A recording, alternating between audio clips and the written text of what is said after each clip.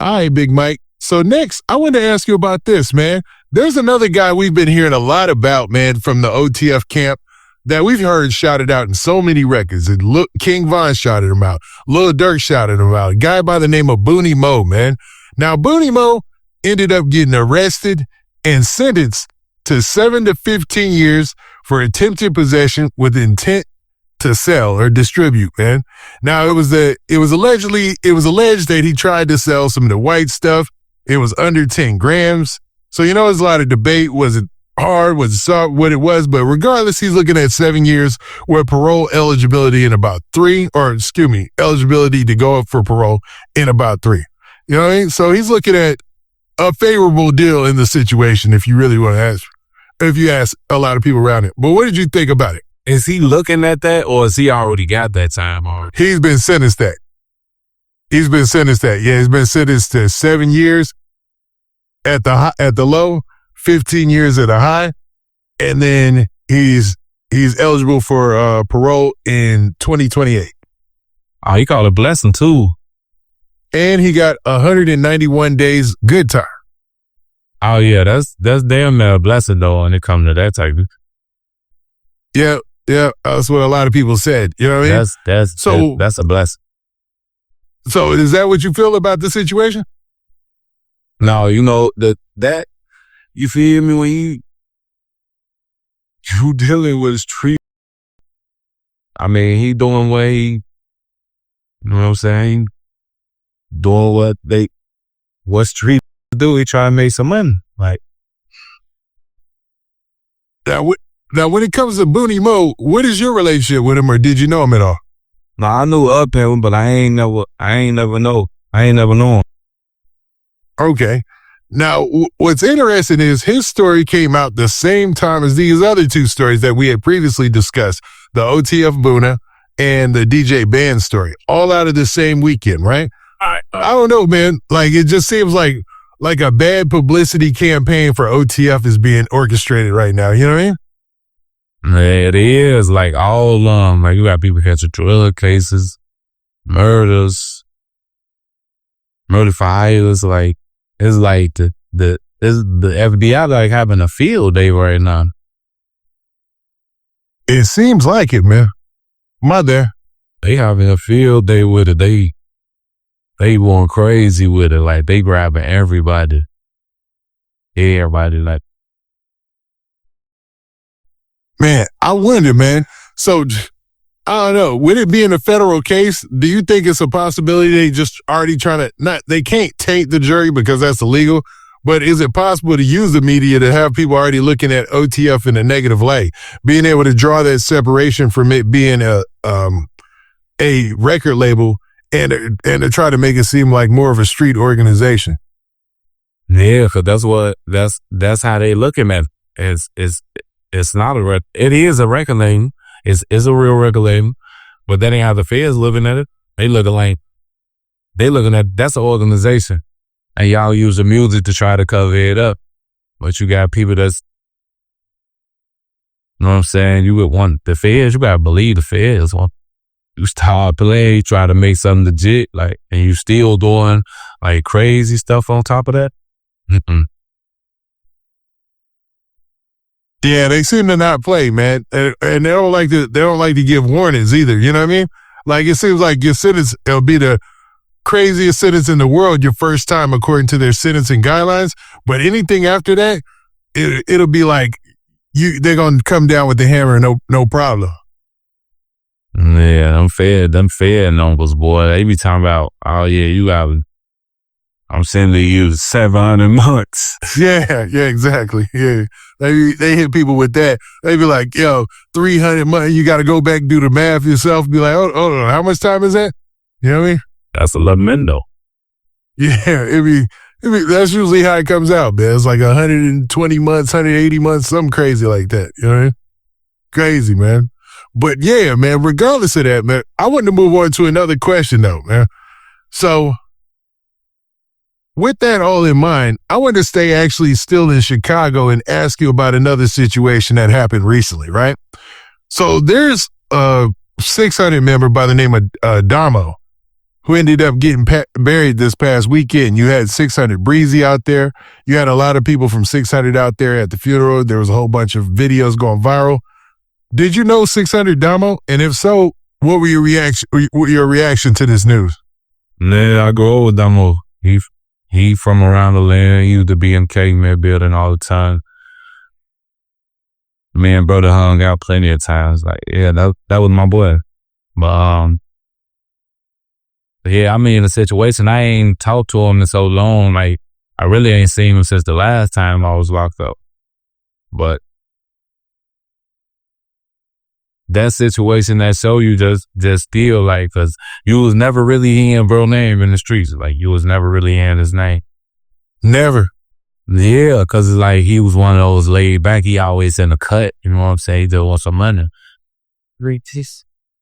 And then it show you still that as long as you still game baiting, you still in that same environment, the same thing gonna end up out. You either gonna die or you gonna go to jail. That's the big message from these situations, it seems, right? It is. It's either you gonna die or you gonna go to jail. You gotta remove yourself from those situations so you won't even be around it no more. So you won't even be put in it no more. Like, Dammo name wasn't even out there. Like people, everybody knew who he was, but his name wasn't out there like that. Like, he wasn't a person that just like a crash out like all these other dudes is. You know what I'm saying? Bro, he had a mind. You feel me?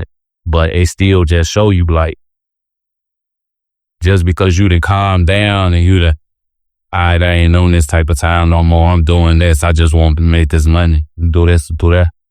Hey, you trying to do something positive now. You still in the same place. If you hear me, you around the same niggas. So people there, they still looking at that and you still with that. But, you know what I'm saying? I really heard it was like, I done heard like 3 different stories about the situation that way. They talking about, I guess he was at a block party. He got into it with a promoter or something like that. I don't know. And I guess shots were exchanged. I don't know how that situation went though, but. Now, 600 Breezy went online and he was responding to somebody in the comments of the post, the post on the blog about Dammo. And he basically said that Dammo, this is what he said. He said that 600 hadn't taken a loss since 2018 with Waldo, and that they really haven't lost anyone for real like this since 2011 through 2015. Other than that, they've been spanking, stuff in the streets or whatnot, and that Dammo was killed by a BD. You know what I mean? And that Ide was backdoor. So that was basically what he said. That was his response. Like, he's basically, because somebody, I guess, was trying to say that, y'all getting, is looking bad for y'all side out there, and he was just responding to that person. But basically, once he said that, it had a lot of people talking about, whoa, so Dammo ended up getting killed by a BD, basically based on what 600 Breezy said.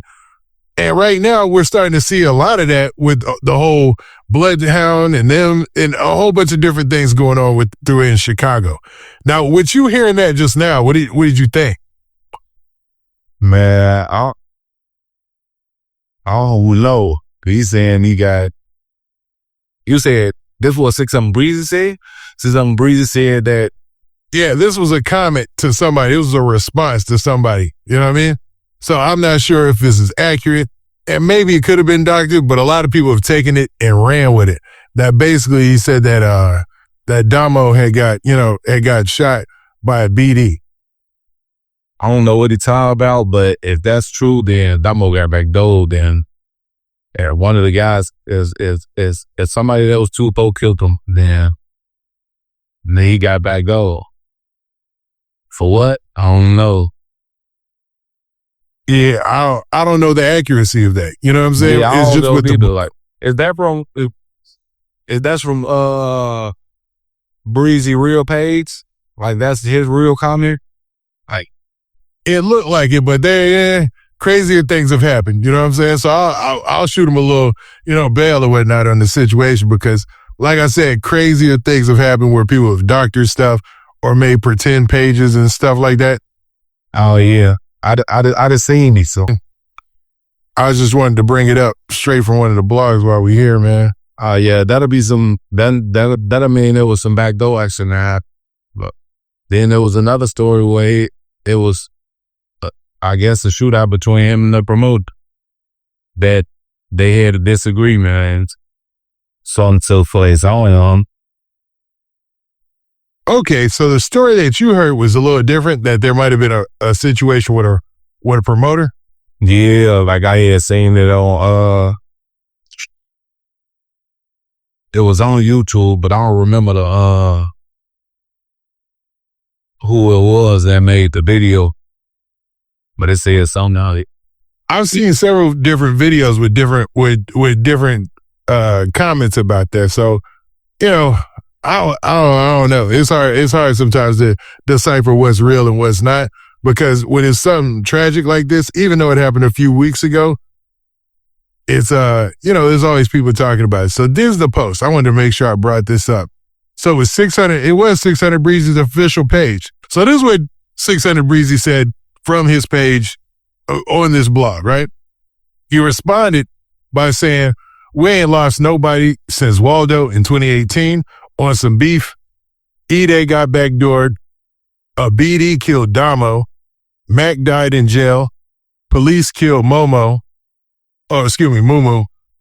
Jigga died on a motorcycle. We ain't took no L's since the L's we took in 2011, 2015, which is 7 to 8 cats. Stop it. They can't mess with us. We just cursed."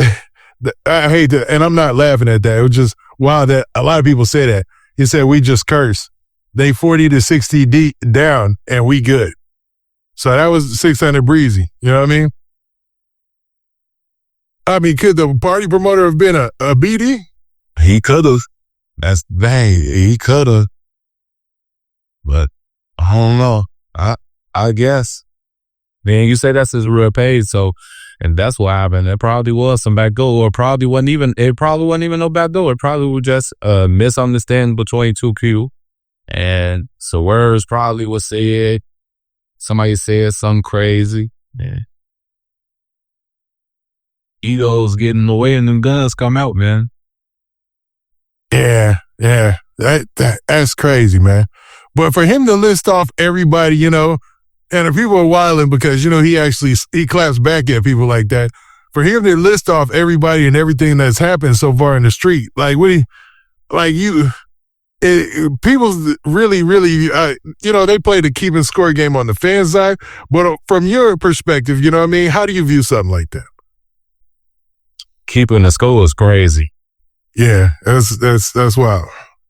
Well, the first time I ever heard that was wild. You know what I mean? No, when I was young though, that's how I used to go though. That's how it was. It's like you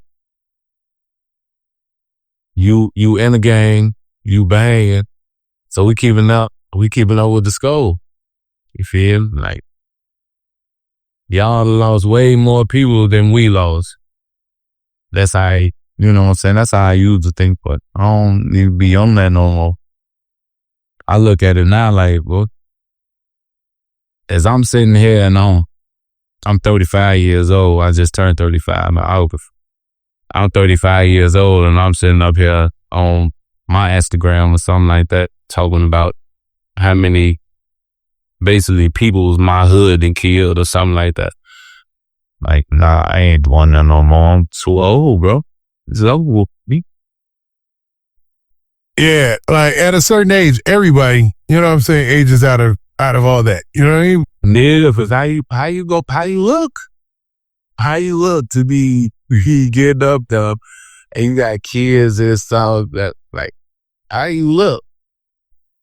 It looked crazy, man. It looked crazy. I don't know how old 600 Breezy is, but he's still an artist. So, when it comes to stuff like that, I think, man, part of it ain't promotion, but it's still putting your name in that algorithm. You know what I mean?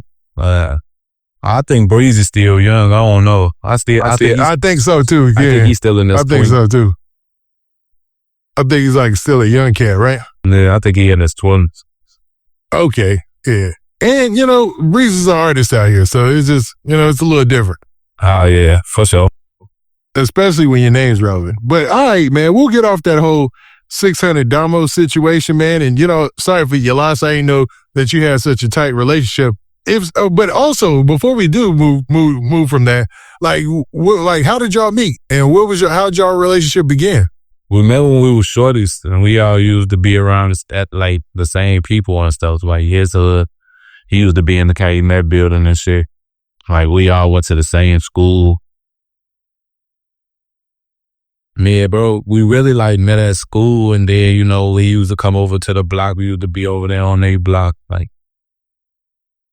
he used to always be in the hood. We was locked in. Yeah. Hey, that's crazy, man.